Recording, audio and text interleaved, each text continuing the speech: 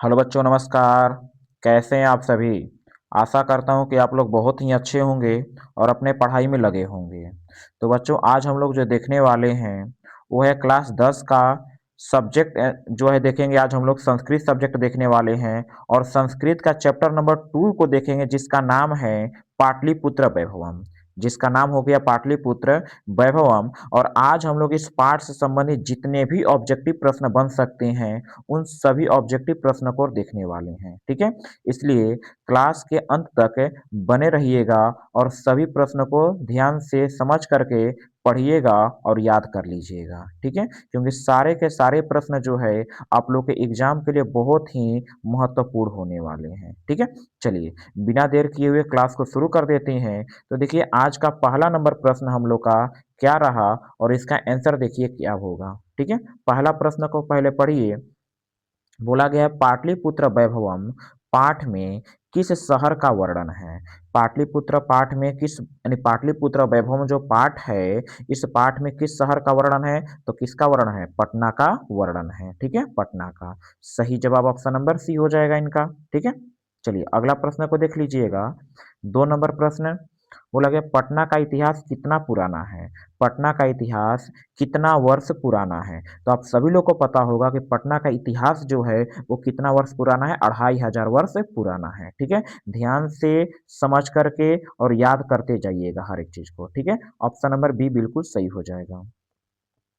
अगला प्रश्न है अगला प्रश्न है कूटनीमत यानी कि कूटनीमत काव्य के कवि कौन है? कूटनीमत काव्य के कवि कौन है? ऑप्शन है देखिए राजशेखर, फिर है दामोदर गुप्त और फिर है अगला है देखिए क्या, अगला ऑप्शन देखिए विशाखा दत्त यानी कि विशाख दत्त और फिर है कालिदास। बताइए क्या होगा सही उत्तर इनका क्या हो जाएगा? तो आप लोग को पता होगा कि कूटनीमत के काव्य के जो रचनाकार हैं वो हैं दामोदर गुप्त। कौन से हैं? दामोदर गुप्त हैं। सही जवाब आप लोग का हो जाएगा ऑप्शन नंबर बी, बिल्कुल सही उत्तर हो जाएगा। ठीक है ना, याद करते रहिएगा एकदम प्रश्न को।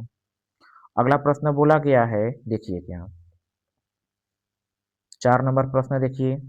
बोला गया है हम लोग का प्रश्न, किसके शासन काल में पाटलिपुत्र की शोभा और रक्षा व्यवस्था अति उत्कृष्ट थी? बताइए किसके शासन काल में पाटलिपुत्र की शोभा और रक्षा व्यवस्था अति उत्कृष्ट थी? बताइए तो किसके शासन काल में थी? तो याद रखिएगा चंद्रगुप्त मौर्य के। ठीक है, चंद्रगुप्त मौर्य के शासन काल में। ठीक ना, सही जवाब ऑप्शन नंबर बी होगा इनका। चलिए, अगर देखिए जिनको देखिए याद भी अगर सभी ऐसा लग रहा होगा कि हमको सभी प्रश्न याद हैं, तो रिवीजन के पर्पज से क्लास जो होगा सबसे महत्वपूर्ण ही होगा। इस बात को भी ध्यान रखिएगा, क्योंकि चैप्टर वाइज क्लास करा रहे हैं तो रिवीजन के से भी रिवीजन के लिए आप लोग का क्लास जो होगा बहुत ही महत्वपूर्ण होने वाला है। ठीक ना, इसलिए क्लास को जरूर कीजिएगा। बोला गया काव्य मीमांसा नामक ग्रंथ किसके द्वारा लिखा गया है? काव्य मीमांसा नामक ग्रंथ किसके द्वारा लिखा गया है? तो याद रखिएगा राजशेखर। ठीक है, काव्य मीमांसा राजशेखर के द्वारा लिखा गया है। ऑप्शन नंबर बी बिल्कुल सही उत्तर होगा। ठीक है, चलिए अगला प्रश्न देखिएगा। 6 नंबर प्रश्न है। 6 नंबर प्रश्न बोला गया पाटलिपुत्र किस नदी के किनारे स्थित है? पाटलिपुत्र किस नदी के किनारे स्थित है? तो क्या हो जाएगा? तो पाटलिपुत्र किस नदी के किनारे स्थित है? गंगा नदी। ठीक है, गंगा नदी, यानी ऑप्शन नंबर सी बिल्कुल सही हो जाएगा। ठीक है, चलिए अगला प्रश्न हम लोग का क्या है। अगला प्रश्न है 7 नंबर प्रश्न। बोला गया पटना में गंगा नदी पर कौन सा सेतु है? पटना में गंगा नदी पर कौन सा सेतु है? ऑप्शन है विक्रमशिला सेतु, विक्रमशिला सेतु और अगला ऑप्शन है गांधी सेतु, राजेंद्र सेतु, नेहरू सेतु। तो कौन सा सेतु है? तो याद रखिएगा गांधी सेतु। ठीक है, गांधी सेतु। ऑप्शन नंबर बी बिल्कुल सही उत्तर हो जाएगा। ठीक है, अगला प्रश्न देखिए। अगला प्रश्न हम लोग का है मगध की राजधानी कहाँ थी? मगध की राजधानी कहाँ पर थी? बताइए तो मगध की राजधानी कहाँ पर थी? पाटलिपुत्र। ठीक है, मगध कहा जाता है बिहार का प्राचीन नाम था। याद रखिएगा बिहार का प्राचीन नाम मगध था। ठीक ना, बिहार का प्राचीन नाम मगध था, जिसका राजधानी पहले हुआ करता था पाटलिपुत्र और अब इसी का नाम बदल कर दिया गया पटना। ठीक है, अब उसी पाटलिपुत्र का नाम बदल करके पटना कर दिया गया। तो सही जवाब ऑप्शन नंबर ए हो जाएगा इनका। चलिए अगला प्रश्न है 9 नंबर। बोला यूनान का राजदूत कौन था? यूनान का राजदूत कौन था? तो यूनान का राजदूत कौन थे? मेगास्थनीज। ठीक है, याद रखिए यूनान का राजदूत मेगास्थनीज थे। ठीक ना, यूनान का राजदूत मेगास्थनीज। ऑप्शन नंबर सी होगा इनका। अगला देखिएगा 10 नंबर प्रश्न बोला गया है पाटलिपुत्र किस शब्द से बना है? पाटलिपुत्र किस शब्द से बना है? तो याद रखिएगा पाटलिपुत्र जो बना है वो बना है पाटल पुष्पों की पुतलिका रचना के आधार पर। पाटल पुष्पों के पुतलिका रचना के आधार पर पाटलिपुत्र शब्द जो है बना हुआ है। ठीक है, ऑप्शन नंबर ए बिल्कुल सही उत्तर इनका होगा। अगला देखिएगा 11 नंबर प्रश्न बोला पटना में कौमुदी महोत्सव कब मनाया जाता था? पटना में कौमुदी महोत्सव कब मनाया जाता था? ऑप्शन देखिए इनका क्या है, ऑप्शन देखिए और बताइए कब मनाया जाता था। तो देख करके आप लोगों को पता चल गया होगा कि पटना में कौमुदी महोत्सव कब मनाया जाता था। तो याद रखिएगा गुप्त वंश शासन काल में। गुप्त वंश शासन काल में। ठीक है, याद रखिएगा गुप्त वंश शासन काल में। याद रखिएगा ऑप्शन नंबर ए। देखिए कौमुदी महोत्सव का मतलब वो हो गया जो आजकल हम लोग दुर्गा पूजा जिस तरह से आजकल हम लोग मना रहे हैं उस तरह से उस वक्त जो हो जा रहा था कौमुदी महोत्सव मनाया जा रहा था। ठीक है, ऑप्शन नंबर ए इनका बिल्कुल सही हो जाएगा गुप्त वंश शासन काल में। अगला 12 नंबर प्रश्न को देखिएगा। 12 नंबर प्रश्न है कौमुदी महोत्सव किस ऋतु में मनाया जाता था? कौमुदी महोत्सव किस ऋतु में मनाया जाता था? तो कौमुदी महोत्सव किस ऋतु में मनाया जाता था? तो ध्यान रखिएगा शरद ऋतु में। ठीक है, शरद ऋतु में कौमुदी महोत्सव शरद ऋतु में मनाया जाता था। यानी ऑप्शन नंबर डी इनका बिल्कुल सही हो जाने वाला है। अगला प्रश्न को देख लीजिए 13 नंबर प्रश्न।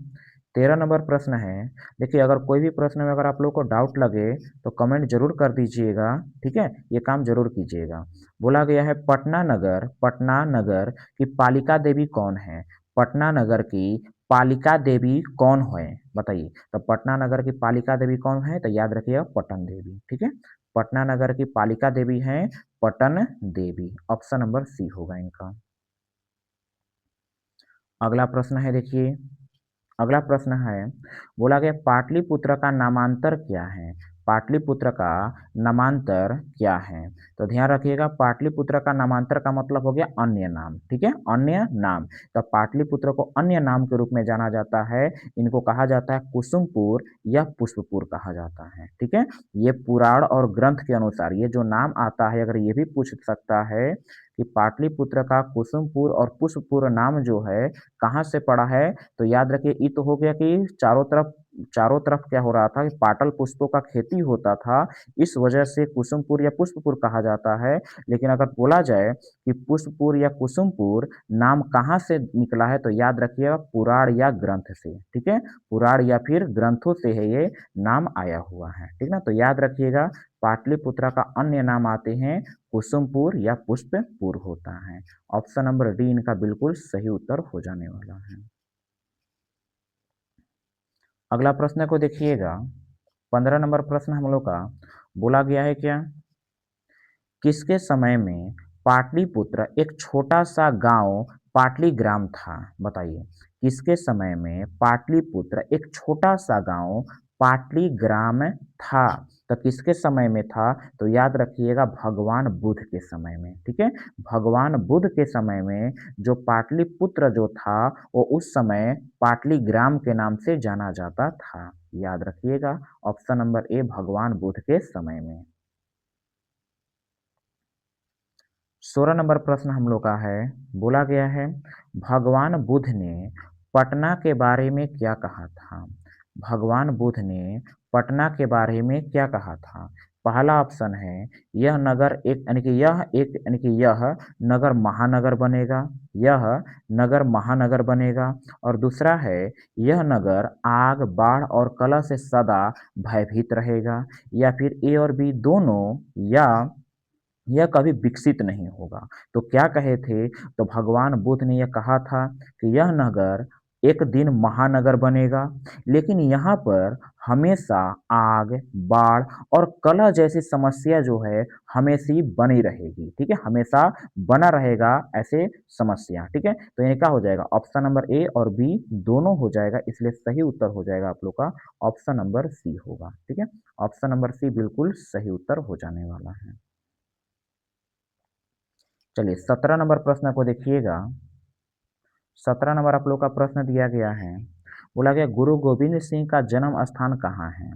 गुरु गोविंद सिंह का जन्म स्थान कहाँ है। तो गुरु गोविंद सिंह का जन्म स्थान कहाँ पर है, तो आप लोग को पता होगा गुरु गोविंद सिंह का जन्म स्थान कहाँ पर है, पटना में है। और इनका जन्म जो हुआ था वो गुरुद्वारा में हुआ था, गुरुद्वारा, पटना के गुरुद्वारा में हुआ था, ठीक है। Right Uttar option number A हो जाएगा इनका, ठीक ना। चलिए अगला प्रश्न है, अगला प्रश्न है सिखों के 10वें गुरु कौन हैं। सिखों के 10वें गुरु कौन है। याद रखिएगा 10वां गुरु को ही अंतिम गुरु भी कहा जाता है, ठीक है। 10वां, सिखों के 10वें गुरु हैं, अंतिम गुरु भी हैं, याद रखिएगा, और वो है गुरु गोविंद सिंह, याद रखिएगा। सिखों के 10वें गुरु और अंतिम गुरु कहे जाते हैं गुरु गोविंद सिंह कहे जाते हैं। ऑप्शन नंबर सी हो जाएगा इनका। चलिए अगला प्रश्न को देखिए। 19 नंबर प्रश्न है, बोला है कि मेगास्थनीज पटना किसके समय में आया था। मेगास्थनीज पटना किसके समय में आया था। क्या अशोक के समय में आए थे, चंद्रगुप्त मौर्य के समय में आए थे, या मुगलों के समय में आए थे, या अंग्रेज के समय में आए थे। तो बताइए कि मेगास्थनीज जो था पटना किसके समय में आया था। तो याद रखिएगा चंद्रगुप्त मौर्य के समय में, ठीक है, चंद्रगुप्त मौर्य के समय में आए थे, ठीक है। ऑप्शन नंबर बी हो जाएगा, ठीक है, याद रखिएगा। अगर ये भी पूछ दिया जाए कि मेगास्थनीज के द्वारा लिखा गया पुस्तक कौन सा है, तो याद रखिएगा इंडिका, ठीक है, इंडिका, ठीक है ना, याद रखिएगा इंडिका, ठीक है, इंडिका, याद एकदम रख लीजिएगा इनको, ठीक है, इंडिका। चलिए अगला प्रश्न 20 नंबर है, बोला गया सरस्वती का कुल गृह कौन सा महानगर था। सरस्वती का सरस्वती का कुल गृह कौन सा महानगर था। तो कौन सा था, पाटलिपुत्र, ठीक है, पाटलिपुत्र, ऑप्शन नंबर सी हो जाएगा इनका। अगला प्रश्न है, अगला प्रश्न 21 नंबर, बोला गया है पटना के उत्तर दिशा में कौन सी नदी बहती है। पटना के उत्तर दिशा में कौन सी नदी बहती है। तो कौन सी नदी बहती है, गंगा नदी, ठीक है, गंगा नदी बहती है, ठीक है, ऑप्शन नंबर ए हो गया इनका। अगला प्रश्न है 22 नंबर, 22 नंबर प्रश्न है एशिया महाद्वीप का सबसे लंबा पुल कौन सा है। एशिया महाद्वीप का सबसे लंबा पुल कौन सा है। ऑप्शन है देखिए हावड़ा ब्रिज, गांधी सेतु, फिर है महात्मा गांधी सेतु, या या विक्रमशिला सेतु। क्या हो जाएगा सही जवाब, बता दीजिए जरा। तो याद रखिएगा वो कौन सा है, तो महात्मा गांधी सेतु, ठीक है, महात्मा गांधी सेतु, ठीक है, महात्मा गांधी सेतु, याद रखिएगा। गांधी सेतु भी हम लोग कह सकते हैं, ठीक है, क्योंकि गांधी सेतु भी वही बात है, ठीक ना, गांधी सेतु कहिए या फिर महात्मा गांधी सेतु कहिए, इनका बी और सी दोनों हो जाएंगे, ठीक है, बी और सी दोनों हो जाएंगे इनका, तो ठीक है। चलिए अगला प्रश्न को देखिएगा। अगला प्रश्न है 23 नंबर, बोला गोलघर कहाँ स्थित है। गोलघर कहाँ पर स्थित है, तो आप सभी लोग को पता है पटना में है, ठीक है, गोलघर पटना में है, ऑप्शन नंबर बी हो जाएगा इनका। अगला प्रश्न देखिए 24 नंबर है, बोला गया गुरु गोविंद सिंह किस धर्म के गुरु थे। गुरु गोविंद सिंह किस धर्म के गुरु थे, तो किस धर्म के गुरु थे, सिख धर्म के, ठीक है, गुरु गोविंद सिंह सिख धर्म के गुरु थे, ठीक है। और कौन से गुरु थे, 10वां गुरु थे, 10वां और अंतिम गुरु थे, ठीक है, 10वां और अंतिम गुरु थे, ऑप्शन नंबर सी हो जाएगा। चलिए अगला प्रश्न को देखिएगा। अगला प्रश्न है मुगल काल में किसका उद्धार हुआ। मुगल काल में किसका उद्धार हुआ, तो याद रखिएगा पाटलिपुत्र का, ठीक है, पाटलिपुत्र का, ऑप्शन नंबर ए हो गया इनका। अगला प्रश्न देख लीजिएगा। अगला प्रश्न है पटना शब्द की उत्पत्ति किस शब्द से हुई है? पटना शब्द की उत्पत्ति किस शब्द से हुई है? तो याद रखिएगा क्या है ऑप्शन, पहले देख लीजिए, पतनात या पतन या फिर पटन या पतनम। क्या हो जाएगा सही जवाब, बता दीजिएगा इनका। तो याद रखिएगा किस शब्द से हुआ है, तो याद रखिएगा पतन। ठीक है, पतन शब्द से हुआ है, याद रखिएगा पतन। पटना शब्द की उत्पत्ति कहाँ से हुआ है? पतन से हुआ है, पतन। ठीक है, पटना शब्द की उत्पत्ति पतन से हुआ है। सही जवाब होगा ऑप्शन नंबर बी होगा इनका। ठीक ना। चलिए अगला प्रश्न के देख लीजिए। अगला प्रश्न है, बोला गया है सिखों के पहले गुरु कौन थे? सिखों के पहले गुरु का नाम क्या था? ठीक है, सिखों के पहला गुरु, तो याद रखिए सिखों के पहला गुरु थे गुरु नानक देव। ठीक है, गुरु नानक देव, याद रखिएगा सिखों के पहले गुरु थे गुरु नानक देव थे। ठीक ना, ऑप्शन नंबर बी होगा इनका। ठीक है, गुरु नानक देव। चलिए अगला प्रश्न है, 28 नंबर प्रश्न बोला गया है सम्राट अशोक के समय पटना कैसा था? सम्राट अशोक के समय पटना कैसा था? क्या पिछड़ा हुआ था, साधारण था, या समृद्ध था, या फिर निर्धन था? बताइए। तो याद रखिएगा सम्राट अशोक के समय पटना जो था वो अति समृद्धशाली हो गया था। ठीक है, अति समृद्धशाली हो गया था, और इसी को कहा जाता है अत्यधिक वैभवपूर्ण हो गया था। ठीक है, अत्यधिक वैभव पूर्ण हो गया था। ऑप्शन नंबर सी इनका बिल्कुल सही हो जाएगा। अगला प्रश्न बोला गया है कि व्याकरण के रचयिता कौन है? व्याकरण के रचयिता कौन है? तो याद रख लीजिएगा कि व्याकरण के रचयिता कौन है? पाणिनि। ठीक है, व्याकरण के रचयिता पाणिनि हैं। व्याकरण के रचयिता पाणिनि हैं। ऑप्शन नंबर इनका सी होगा, ध्यान रखिएगा। अगला प्रश्न है, बोला गया है पटना के किस दिशा में गंगा नदी बहती है? बताइए, पटना के किस दिशा में गंगा नदी बहती है? क्या है, पूरब या पश्चिम या उत्तर या दक्षिण? बताइए, किस दिशा में पटना के किस दिशा में गंगा नदी बहती है? तो किस दिशा में गंगा नदी बहती है? तो याद रखिएगा उत्तर दिशा में गंगा नदी बहती है। उत्तर दिशा में गंगा नदी बहती है। ठीक ना, सभी प्रश्न को ध्यान रखिएगा एकदम। चलिए बोला गया है संग्रहालय कहाँ है? ठीक है, संग्रहालय कहाँ है? तो कहाँ पर है संग्रहालय? पटना में। ठीक है, संग्रहालय पटना में है। ऑप्शन नंबर ए बिल्कुल सही हो जाएगा आप लोग का। चलिए अगला प्रश्न है, अगला प्रश्न देखिए, बोला गया है परिभूत पुरंदरम यानी परिभूत पुरंदर स्थानम, परिभूत पुरंदर स्थानम की संज्ञा किसे दी गई है? परिभूत पुरंदर स्थानम की संज्ञा किसे दी गई है? तो याद रखिएगा पाटलिपुत्र नगर को। ठीक है, पाटलिपुत्र नगर को पाटलिपुत्र नगर को परिभूत पुरंदर स्थानम की संज्ञा दी गई है। ऑप्शन नंबर इनका ए हो जाएगा बिल्कुल सही जवाब। ऑप्शन नंबर इनका ए बिल्कुल सही जवाब हो जाने वाला है। ध्यान रखिएगा सभी प्रश्न, देखिए बार बार एक ही चीज हम बोल रहे हैं कि ध्यान रखिएगा। ठीक ना, क्योंकि सभी प्रश्न बहुत ही महत्वपूर्ण करा रहे हैं आप लोग को। ठीक है, बहुत अधिक महत्वपूर्ण प्रश्न करा रहे हैं आप लोग को। बोला गया है महावीर उद्यान। ठीक है, महावीर उद्यान, इसी महावीर उद्यान को ही हम लोग संजय गांधी जैविक उद्यान कहते हैं। ठीक है, महावीर उद्यान बोले या संजय गांधी जैविक उद्यान बोले, बताइए वो कहाँ पर स्थित है? तो संजय गांधी जैविक उद्यान, जिसको आप लोग चिड़ियाघर के नाम से जानते हैं, जिसको आप लोग चिड़ियाघर के नाम से जानते हैं, जो कि वो कहाँ पर स्थित है? पटना में है। ठीक है, संजय गांधी जैविक उद्यान कहाँ पर है? पटना में स्थित है। सही जवाब आप लोग का ऑप्शन नंबर बी होगा इनका। अगला प्रश्न है, प्राचीन काल में शिक्षा का केंद्र क्या था? ठीक है, शिक्षा का केंद्र कहाँ था? सॉरी, प्राचीन काल में शिक्षा का केंद्र कहाँ था? ऑप्शन देख लीजिए, शिक्षा का केंद्र बताना है कि कौन सा शिक्षा का केंद्र हुआ करता था। कौन सा शिक्षा का केंद्र हुआ करता था? तो शिक्षा का केंद्र कौन था? पाटलिपुत्र। कौन सा था? पाटलिपुत्र। पाटलिपुत्र क्या था? शिक्षा का एक केंद्र माना जाता था। याद रखिएगा, ऑप्शन नंबर सी हो जाएगा इनका, ठीक है ना, पाटलिपुत्र। चलिए अगला प्रश्न को देखिए। 35 नंबर प्रश्न है, बोला किसके शासनकाल में कौमुदी महोत्सव धूमधाम से मनाया जाता था?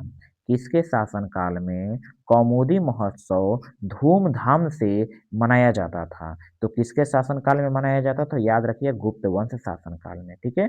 गुप्त शासनकाल में, गुप्त वंश शासनकाल में कौमुदी महोत्सव को खूब धूमधाम से मनाया जाता था। ऑप्शन नंबर इनका बी हो जाने वाला है, ठीक है। चलिए अगला प्रश्न देखिए। अगला प्रश्न है 36 नंबर प्रश्न दिया गया है कि गुरुद्वार कहाँ स्थित है? गुरुद्वार कहाँ स्थित है? तो गुरुद्वार कहाँ पर स्थित है? तो याद रखिए, पटना सिटी में, यानी पटना शहर में गुरुद्वारा स्थित है। और वही गुरुद्वारा जहाँ पर क्या हुआ था, सिखों के 10वें गुरु का जन्म हुआ था, ठीक है। सिखों के 10वें गुरु और अंतिम गुरु का जन्म हुआ था, ठीक है। ऑप्शन नंबर सी हो जाएगा। अगला प्रश्न देखिएगा। 37 नंबर प्रश्न हम लोग का है, बोला गया दामोदर गुप्त ने किस काव्य की रचना की? दामोदर गुप्त ने किस काव्य की रचना की? ठीक है, तो किस काव्य की रचना किए थे? तो याद रखिएगा, कूटनीमत, ठीक है, कूटनीमत, कूटनीमत, ठीक है। याद रखिएगा, ऑप्शन नंबर बी होगा, कूटनीमत।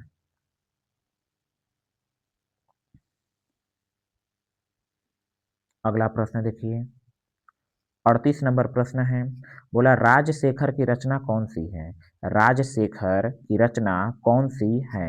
यानी राजशेखर के द्वारा लिखा गया वो रचना कौन सा है जो इस ऑप्शन में दिया गया है? तो कौन सा है? काव्य मीमांसा। याद रखिएगा, काव्य मीमांसा, ऑप्शन नंबर ए हो जाएगा, ठीक है।